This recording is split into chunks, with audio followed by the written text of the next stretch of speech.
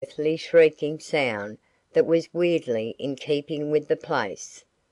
But within and below all was still as the tomb, and though in no ways reassured, I determined to descend and have the suspense over at once.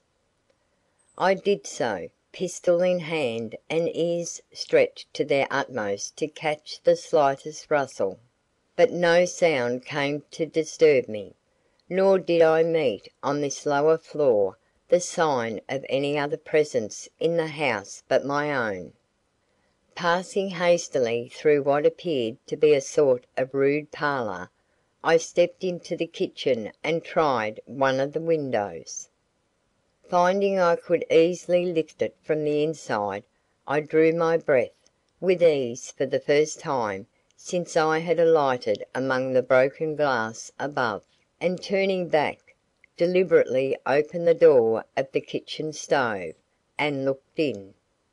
As I half expected, I found a pile of partly charred rags, showing where the wretches had burned their prison clothing, and proceeding further, picked up from the ashes a ring which whether or not they were conscious of having attempted to destroy in this way I cannot say, but which I thankfully put in my pocket against the day it might be required as proof. Discerning nothing more in that quarter inviting interest, I asked myself if I had nerve to descend into the cellar. Finally concluding that that was more than could be expected from any man in my position, I gave one look of farewell to the damp and desolate walls about me, then with a breath of relief jumped from the kitchen window again into the light and air of day. As I did so I could swear I heard a door within that old house swing on its hinges and softly close. With a thrill I recognized the fact that it came from the cellar. My thoughts on the road back to Melville were many and conflicting. Chief above them all, however, rose the comfortable conclusion that in the pursuit of one mysterious affair I had stumbled, as is often the case, upon the clue to another of yet greater importance, and by so doing got a start that might yet redound greatly to my advantage. For the reward offered for the recapture of the shoemakers was large, and the possibility of my being the one to put the authorities upon their track certainly appeared after this day's developments, open at least to a very reasonable hope. At all events I determined not to let the grass grow under my feet till I had informed the superintendent of what I had seen and heard that day in the old haunt of these two escaped convicts. Arrived at the public house in Melville, and learning that Mr. Blake had safely returned there an hour before, I drew the landlord to one side, and asked what he could tell me about that old house of the two noted robbers' shoemaker I had passed on my way back among the hills. "Well, now," replied he, "this is curious. Here I've just been answering the gentleman upstairs a heap of questions concerning that self same old place, and now you come along with another batch of them, just as if that rickety old den was the only spot of interest we had in these parts." "Perhaps that may be the truth," I laughed. "Just now when the papers are full of these rogues, anything concerning them must be of superior interest of course."